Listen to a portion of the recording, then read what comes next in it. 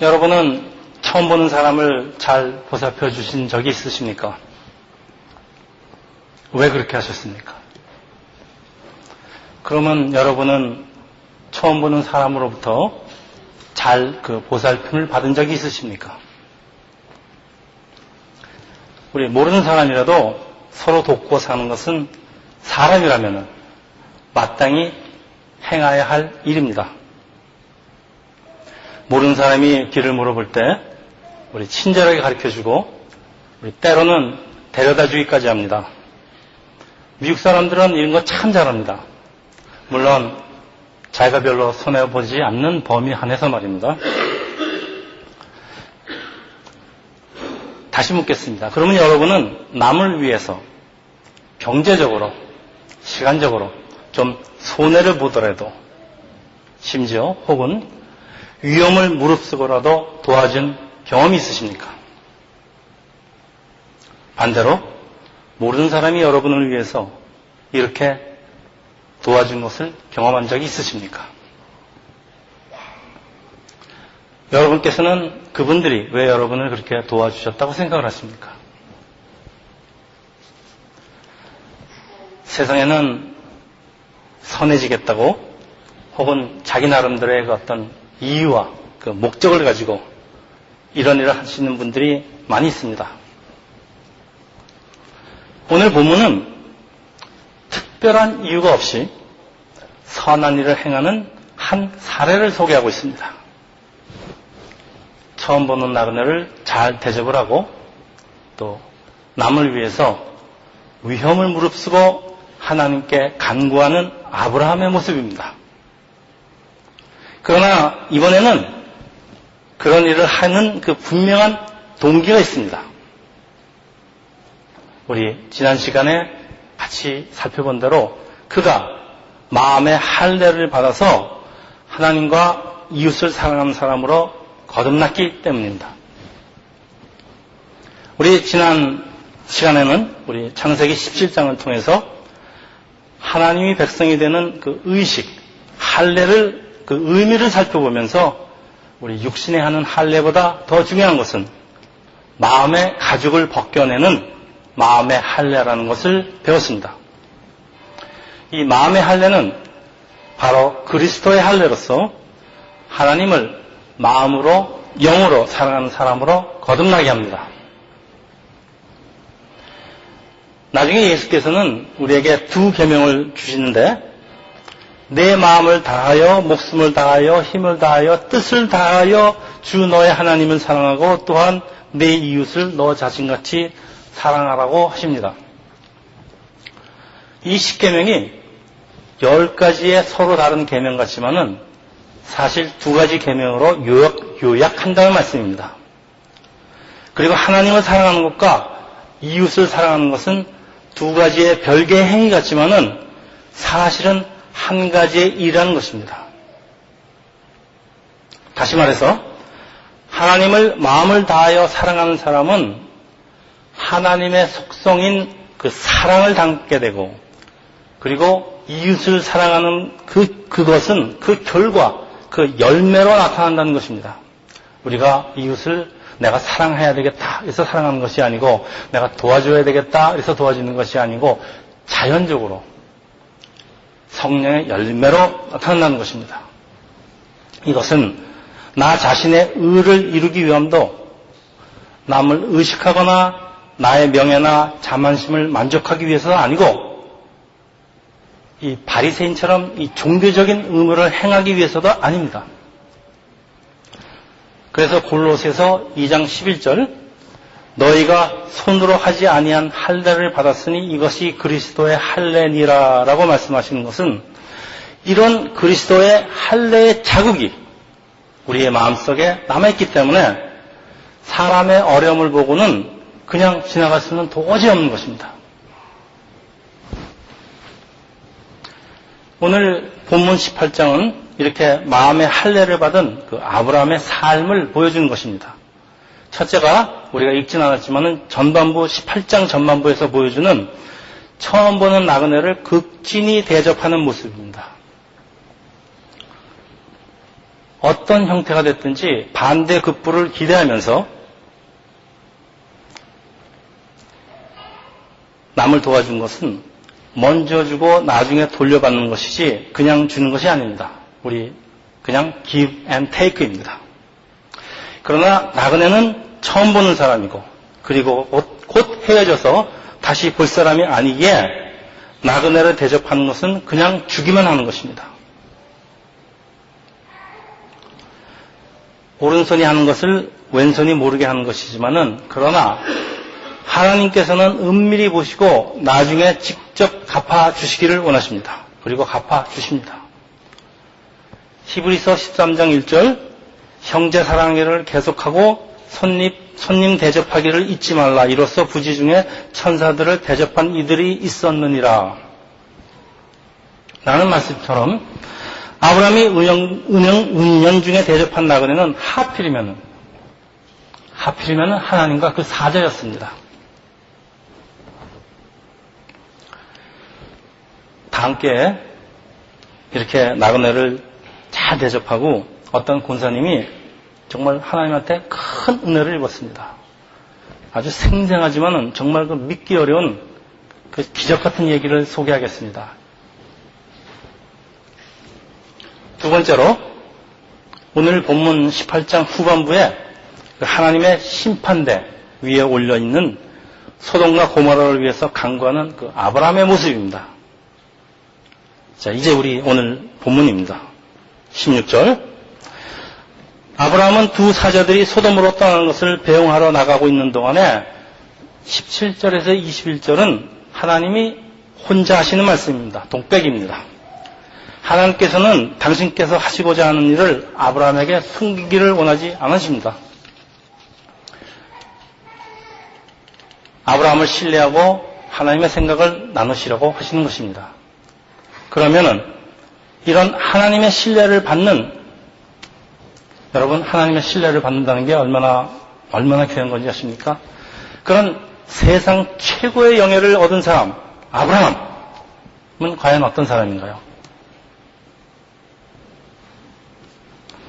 아브라함에 대해서 설명하고 있는 18절, 19절을 같이 살펴보겠습니다. 제가 읽겠습니다. 아브라함은 강대한 나라가 되고 천하 만민은 그로 말미암아 복을 받게 될 것이 아니냐. 19절 내가 그로 그 자식과 권속에게 명하여 여호와의 도를 지켜 의와 공도를 행하게 하려고 그를 택하였나니 이는 나 여호와가 아브라함에게 대하여 말한 일을 이루려고 함이니 하나님께서 아브라함에게 약속한 것을 이루시려고 하신 것이지 아브라함이 특별한 사람이라 그런 것이 아니라는 얘기입니다. 아브라함은 하나님께 부르심을 받은 사람이기 때문입니다. 그로 인하여 사람들이 복을 받고 하나님의 도를 지켜 의와 공도를 행하게 하려고 하나님이 하신 일입니다.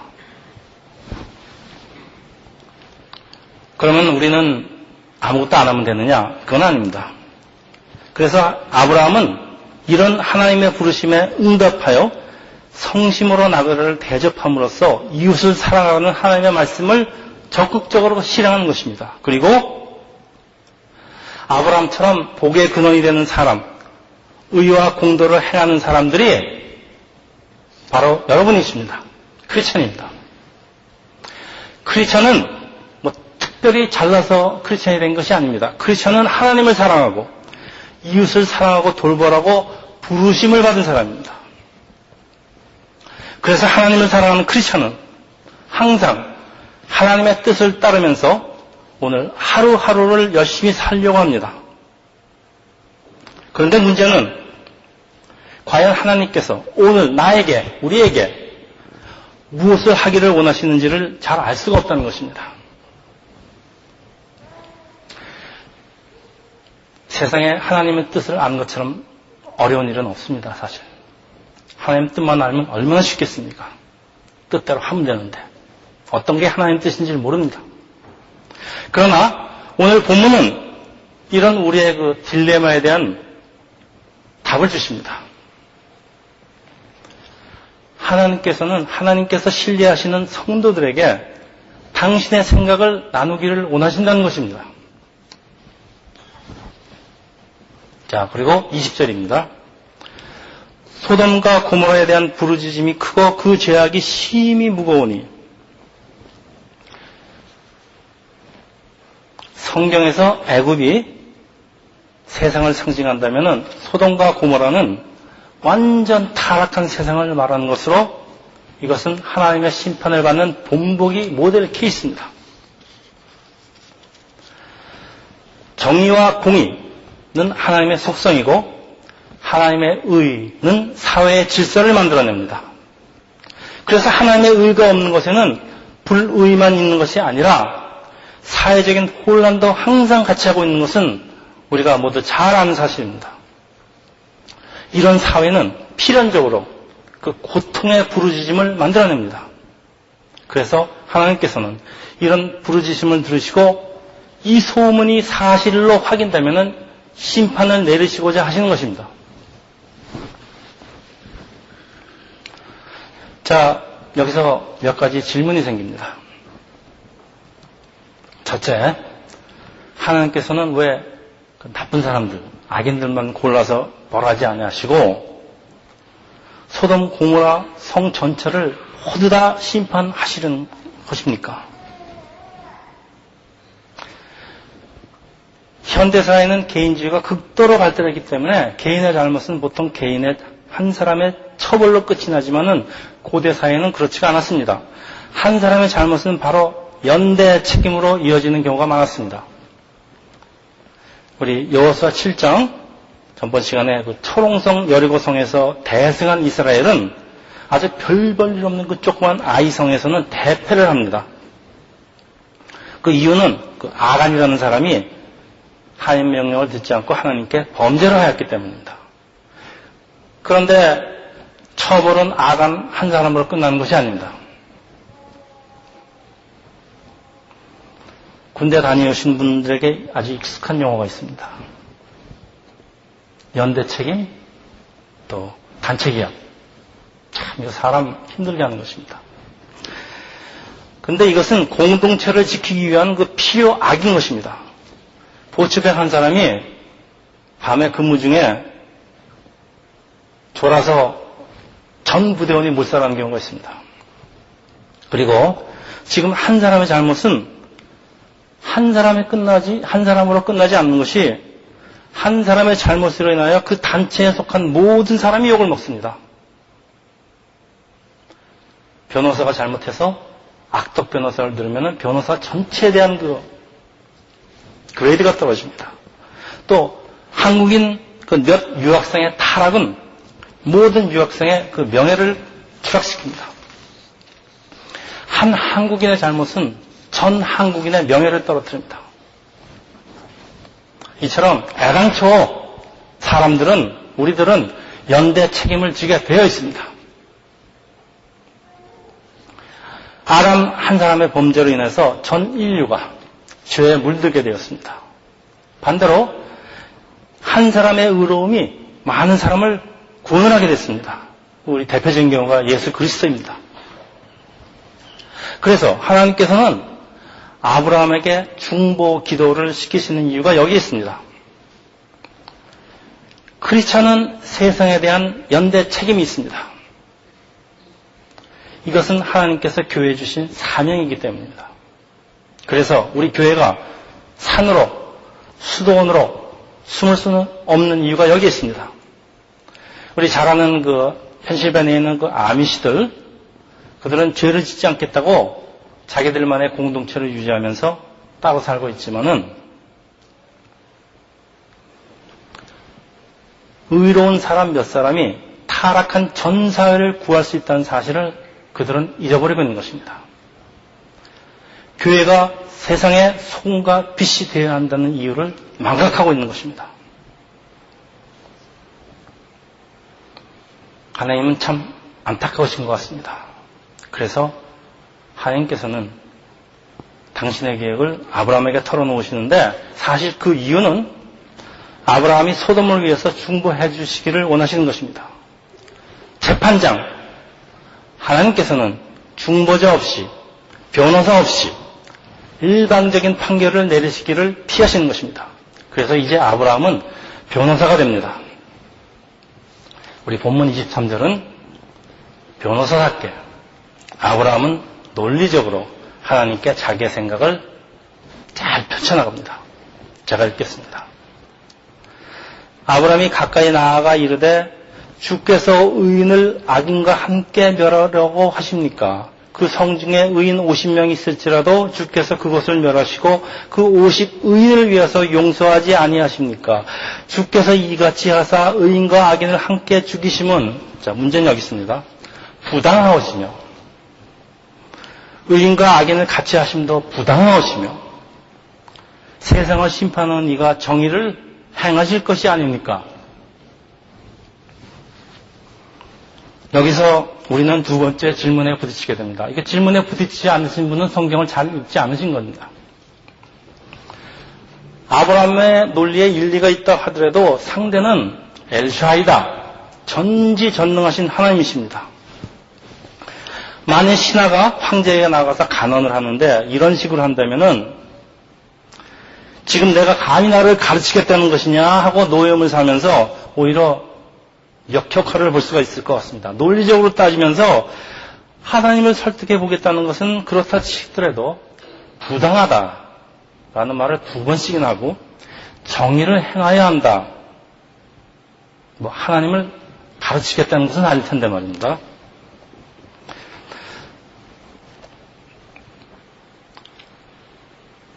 이분은 주제 파악에 실패한 것 같습니다. 우리가 이런 것 보고 우리 가끔 하는 말이 있습니다. 여러분 아주 잘 아시는 말이니까 오늘은 설교가 좀 지루하니까요. 제가 앞부분을 말하면은 여러분은 그 다음 부분을 저한테 말해 주십시오. 자, 이제 시작하겠습니다. 이런 걸 뭐라 그러는가 하면요. 한전 앞에서 촛불 켜기, 또 불도저 앞에서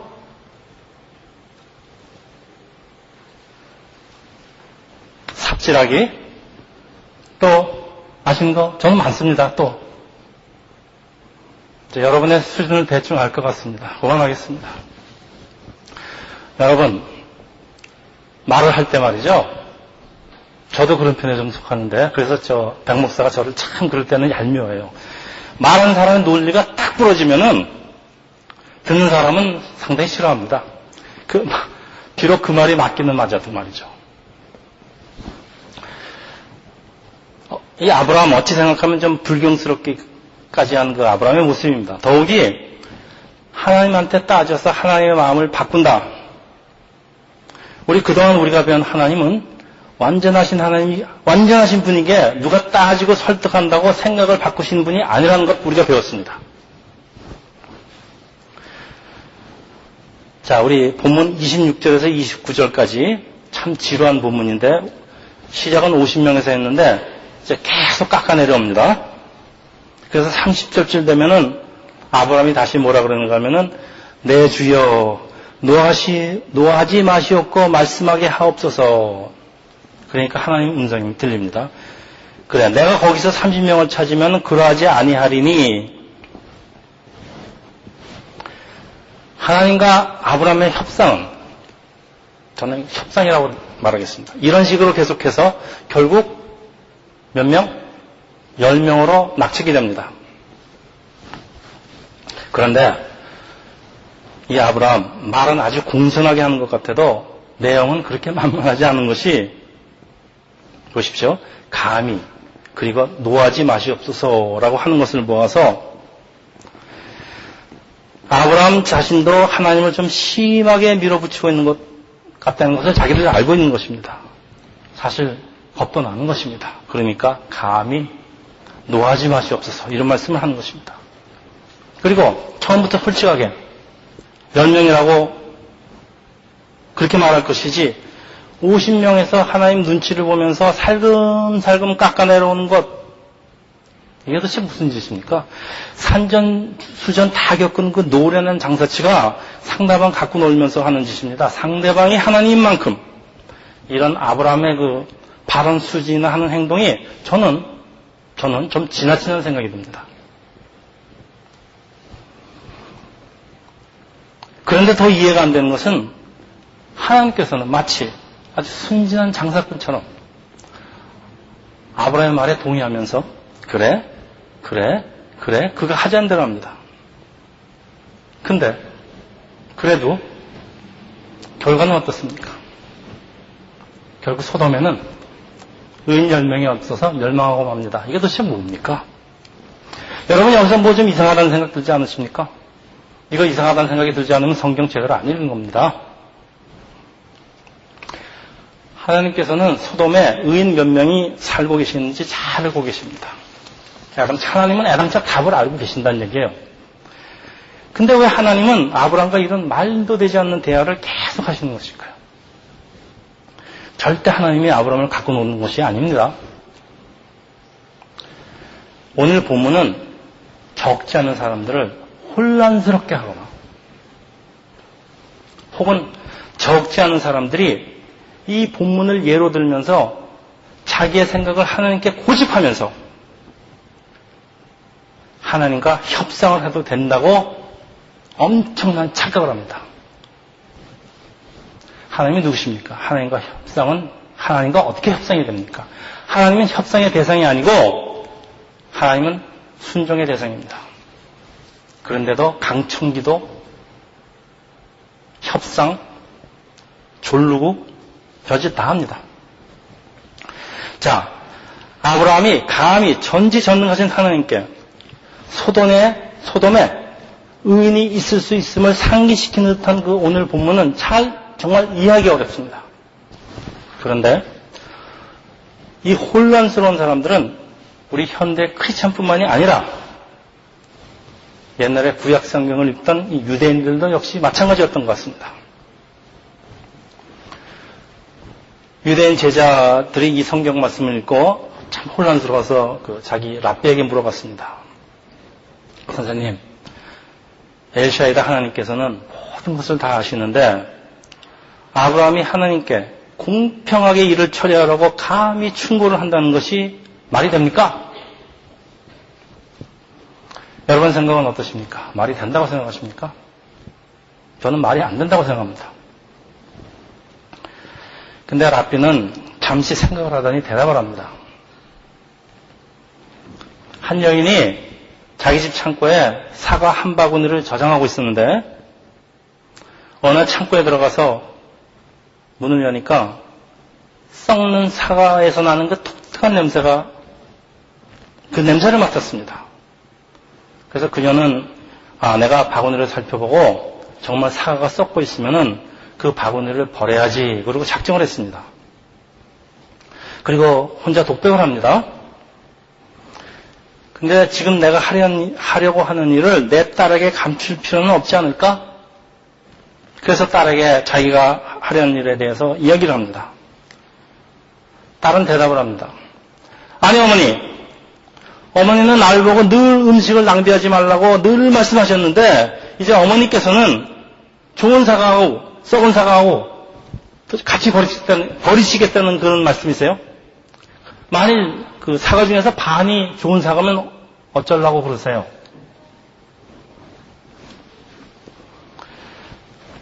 그리고 랍비들은 제자들에게 되묻습니다. 그래, 너희들 생각에는 이 여인이 자기 딸에게 교육을 시킨 것을 딸이 그렇게 빨리 배우고 나한테 따지는 것을 보고 너희들처럼 혼란스러워 하겠니? 아니면 대견스러워 하겠니? 그리고 제자들을 위협합니다. 나도 너희들이 내 말에 집중을 하지 않으니까 이제 더 이상 너희들하고 수업을 하지 않겠다.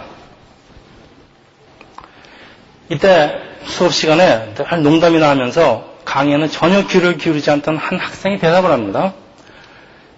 선생님은 하나님 보시기에 모든 사람이 귀중하다고 가르쳤었는데 그러면 선생님 말씀에 귀를 기울이는 학생들은 몇 명은 있을 거 아닙니까? 그 사람들을 위해서 수업은 계속해야 되는 거 아니에요? 랍비는 한 번도 자기 말에 귀를 기울이지 않던 학생이 이렇게 빨리 자기의 가르침을 알아듣는 것에 만족하면서 아주 미소를 지었다는 이해가 있습니다. 저는 이 예화를 한번 읽고 무슨 얘기인지 잘 못 알아들었습니다. 여러분은 잘 알아듣을 줄 믿습니다. 혹시 못 알아듣으시는 분 있으면 집에 가서 잘 생각해 보십시오. 여러분은 자식이 성장해서 부모에게 자기 논리를 질서정연하게 펼치면서 부모가 자기가 가르쳐준 그 교훈을 상기시킬 때 그 자녀를 괘씸하게 생각하시겠습니까? 아니면 대견하게 생각하시겠습니까? 오늘 본문은 사람들을 혼란케 하려는 것이 아니고 오히려 아브라함의 성장을 지켜보는 하나님의 그 자상한 마음을 잘 설명해 주고 있습니다.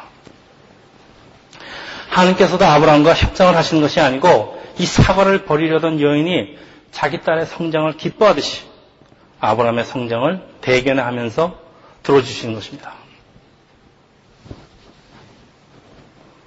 우리 시원이가 커서 말이죠. 시원이 보고 늘 너 거짓말하면 안 돼 그러고 이제 가르쳤는데 우리 한국 사람들이 제일 잘하는 거 있습니다. 어디 놀이터 같은 데 가서 8살 이하 공짜 그러면 9살인데 8살이라고 부릅니다. 야 공짜요. 그러면 애들이 9살이야 9살. 엄마는 나보고 거짓말하자고 그러지 말고 급할 때 되면 자기가 먼저 거짓말해. 그랬을 때 애들이 엄마 그러면 안 되지 그러고 따지는데 그 아이를 대견스럽게 생각하십니까? 괘씸하게 생각하시겠습니까? 우리는 그동안 아브라함의 믿음의 성장을 지켜보고 있었는데 우리 12장에는 아브라함 참 좀 초신자라고 제가 그랬습니다. 이제 아브라함은 신앙적으로 많이 성숙한 것 같습니다.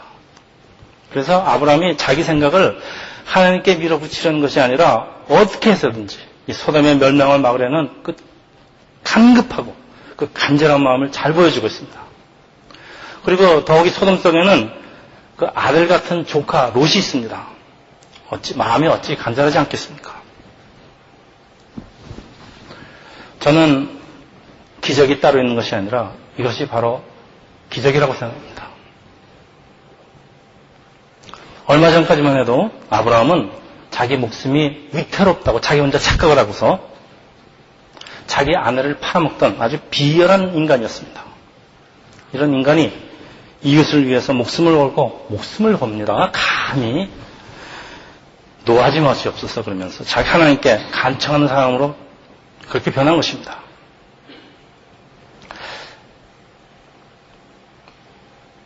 아브라함이 자기가 변한 것이 아니죠. 하나님이 아브라함을 변화시켜 주셨습니다. 우리 교회 기도 때 하는 기도가 있습니다. 우리 조금씩 변화되는 삶은 우리가 하나님과 함께 같이 있을 때 하나님은 우리를 조금씩 변화시켜 주십니다. 이것이 마음의 할례를 받은 그 사람이 자기 마음 가죽을 벗긴 사람이 이웃을 사랑하는 진정한 모습입니다. 그리고 하나님께서는 이런 아브라함을 기뻐하시는 것입니다. 자, 이제 말씀을 정리하겠습니다. 하나님과 교제를 나눈 사람은 세미한 음성으로 우리 마음에 속삭이시는 하나님의 말씀을 듣습니다. 우리는 이런 사람을 뭐라고 표현합니까? 영이 맑다라고 표현합니다. 우리가 기도할 때 혹은 이웃의 어려움을 보여주심으로써 혹은 여러 가지 방법으로 우리 마음에 감동을 주심으로써 하나님께서는 우리와 생각을 나누시기를 원하십니다. 하나님과의 교제는 말씀과 기도로 유지됩니다. 말씀은 성경입니다. 성경을 읽는 것입니다. 하나님께서는 우리가 성경을 읽을 때 말씀을 통하여 우리에게 말씀하십니다. 우리는 기도 가운데 하나님께 우리의 생각을 말씀드립니다. 하나님께서는 아브라함에게 당신의 계획을 말씀하시니 아브라함은 잘됐다. 이것을 자연스럽게 소돔을 위해서 말씀을 들을 기회로 포착합니다. 사실 하나님께서는 이런 기회를 일부러 주시는 것입니다. 그래도 소돔은 의인 10명이 없어서 멸망을 당합니다. 내가 속해 있는 사회도 이처럼 멸망을 면하려면 의인 10명이 필요합니다.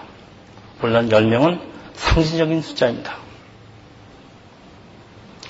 우리 주변의 세상이 썩었다고 한탄하고 도망가지 말고 우선 나부터라도 하나님 앞에 바로 서야 합니다. 그리고 내가 바로 설 수 있는 방법은 제가 수없이 강조합니다. 나의 행위가 아니고 오직 그리스도를 믿는 그 믿음으로만 가능한 것입니다. 따라서 내가 속해 있는 이 세상의 운명은 내가 하기에 달린 것이라고 해도 절대 과언이 아닌 것입니다. 이것이 세상의 교회가 되는 빛과 소금이 되는 우리 교회의 우리의 크리스천의 사명인 것입니다. 히브리서 말씀입니다. 한 번 죽는 것은 사람에게 정해진 것이고 그 후에는 심판이 있으리니 우리도 언젠가는 우리가 지은 죄를 가지고 하나님의 심판대 앞에 서게 됩니다. 사단은 우리를 데리고 지옥으로 가려고 우리의 저지른 죄를 낱낱이 들춰냅니다. 그래서 욥기는 사단을 고소하는 자, 고발하는 자라고 표현을 합니다. 행동으로 옮긴 죄는 물론 마음으로 지은 죄까지 하나님의 법정에서는 우리가 살아온 인생이, 우리가 생각하고 살아온 인생이, 우리의 생각이 주마등처럼 재방송된다고 합니다. 이런 상황에서 죄를 숨길 방법은 없습니다. 누가 과연 I am not guilty를 주장할 수 있겠습니까? 아무도 없습니다. 여러분, 아무리 선하게 살았던 사람도 그 마음속으로 죄를 수없이 지었습니다. 예수님께서는 마음으로 지은 죄도 똑같은 죄라고 하십니다.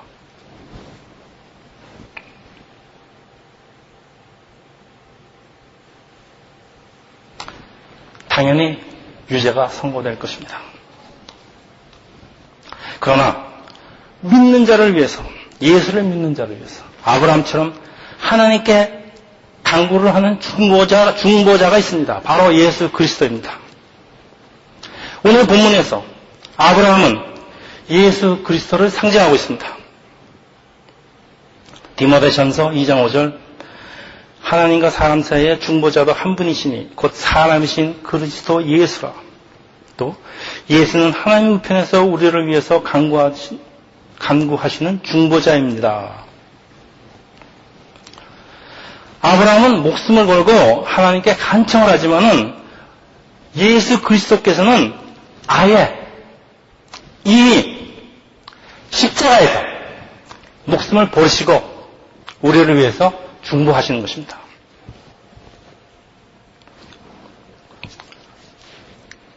이 사람도 마땅히 지옥에 갈 사람이지만은 그러나 하나님의 아들 나 예수에게 속한 자이니 그래서 나를 믿고 따랐으니 그 죄를 사여 주십소서.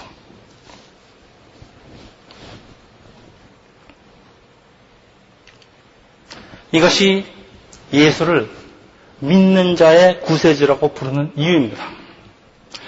그리고 하나님의 법정에서는 예수 외에 다른 변호사는 없습니다. 입장도 할 수 없습니다. 그래서 구원은 오직 예수로만 이루어지게 됩니다. 예수는 하나님의 독생자 하나밖에 없는 아들이기 때문입니다. 기도하겠습니다.